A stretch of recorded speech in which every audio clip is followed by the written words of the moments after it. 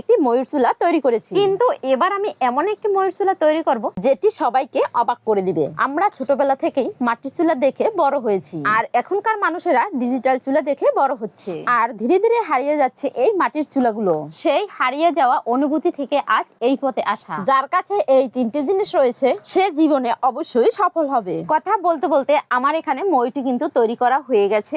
এরপরে আমি ময়ূরটির লেজটিও তৈরি করে নিচ্ছি। এখানে অর্ধেক মাটিটা দিয়ে একদিনের জন্য কড়া রোদে শুকিয়ে নিতে হবে, কারণ আপনি যদি একসঙ্গে এই দেয়ালটি তৈরি করেন তাহলে ভেঙে যেতে পারে। এরপরে আমি মাটিতে ডিজাইন কাজ শুরু করেছি।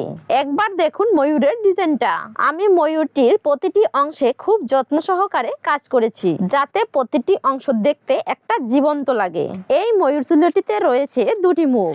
আপনি চাইলে এটিতে একসঙ্গে দুটি রান্না করতে পারবেন। তোমরা অনেকেই কমেন্ট করেছো আগের ময়ূর চুলাটিতে ময়ূরটি ঠিক মাঝখানে থাকার কারণে কিভাবে রান্না করব। তাই ময়ূরটিকে পাশে রেখে এই ময়ূর চুলাটি তৈরি করেছি। এরপরে লেজটিতে কতগুলো মাটির ফুল বসিয়ে দেব। তারপর চুলাটির সামনেও একটি ফুল বসিয়ে দিতে হবে।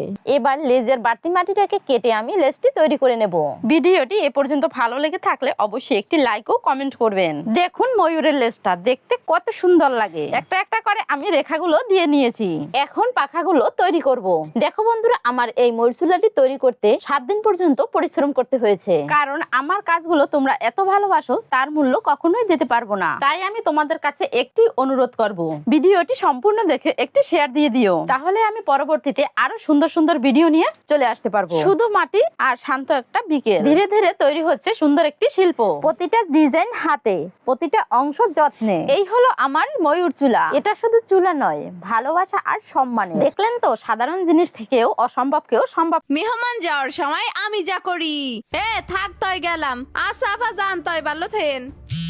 আরে ফটাফট দিয়ে না কিন্তু দেখি হাত দিছি ফোন বের করার জন্য। এটাতে পর টাকা পয়সা চাচ্ছে, এখন না দিলেও তো সমস্যা।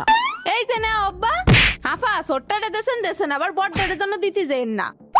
এখন দিয়ে আবার বড়টার কথা কইতেছে, না দিলেও তো মান সম্মান থাকে না। এই নাও মা। না না আন্টি দেওয়ার দরকার নাই। আরে নে তোর খালা দেছে না।